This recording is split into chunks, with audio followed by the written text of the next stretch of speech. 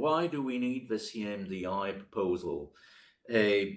Well, in reality, let me come back to the key advantage of CMDI, which is an expansion of the scope of resolution to some regionally systemic small and medium-sized banks. This is exactly the key target of this reform. Today, this bank would go to liquidation should they fail. The CMDI would bring these banks into the scope of resolution, strengthening financial stability. But beware, this does not mean that all banks running into trouble should go into resolution. Even after CMDI, let me be clear here, liquidation will stay relevant for most small banks. And indeed, by the same token, deposit guarantee schemes will also remain crucial to ensure that covered depositors will recoup their money in a bank liquidation. Let me now give you the ECB's perspective on the significance of the current review of the CMDI framework. Implementing the CMDI proposal will increase the EU banking sector's resilience and make crisis management in the EU more efficient. Improving resilience will reduce the risk that a bank failure leads to contagion. The CMDI proposal aims to improve the way we resolve crisis situations at mid-sized banks. There we have had problems in the past. From a supervisory perspective, we consider it very important to have a robust toolkit that ensures optionality to deal effectively with banks in distressed conditions. But what do I mean with optionality? At every point in time, the relevant authorities should be able to choose the most appropriate tool for the situation at hand amongst a range of tools and be able to effectively make use of that tool. We are glad that the Commission's proposal ensures that the various stakeholders involved in crisis management keep the tools that are available to them today, and we would even support their further harmonization. But can you tell us the constraints that you see in the ongoing negotiation and whether you can see any room for adaptation to find consensus? As you know, we tabled the package on 18 April this year, and discussions in the Parliament and the Council have started in a very intensive way. But to be transparent, it is clear that member states' views are still quite divergent on a number of topics. So I can give a few examples. First, the use of deposit guarantee schemes as a financing mechanism for resolution. Second, the changes that we propose to the creditor hierarchy, with now a general depositor preference. Another difficult topic is how many mid-sized and smaller banks should be brought and will be brought into the scope of resolution.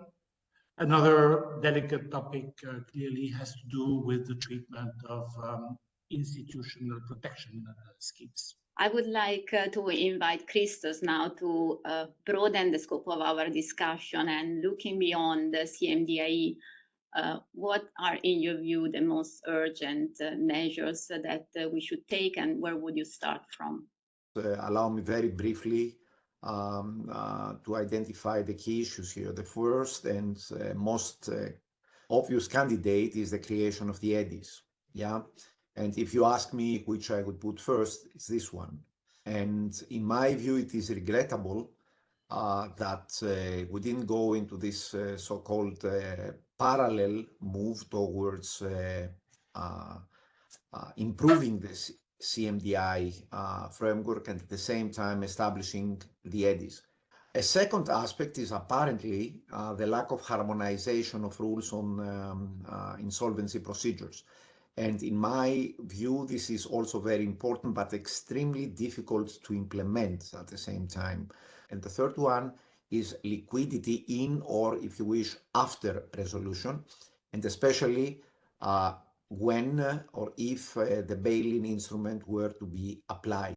I completely agree with what Dominique and Anneli said, and also Martin, on the importance of the legislative package, that it would help to greatly increase the agility and the predictability of the resolution framework, and that overall also improves financial stability.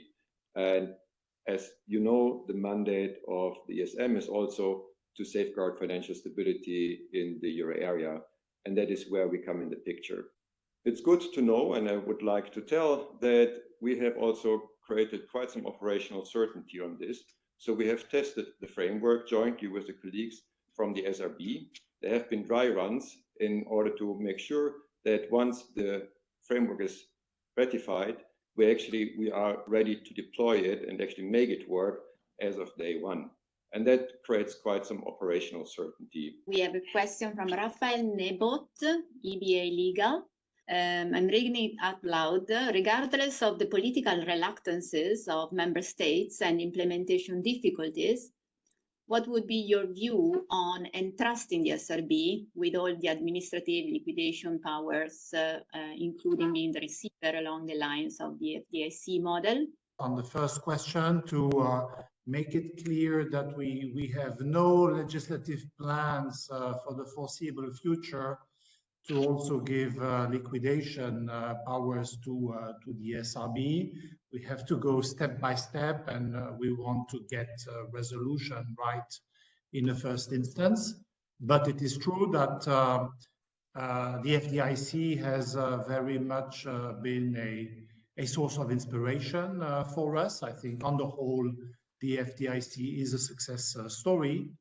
So we should not exclude anything for the future. I think the European building is made of a very clear approach, in my view, which is to say, okay, we have liquidation processes and let's say the scrutiny of courts, the national courts in Greece, in Germany, in France, in Italy, wherever.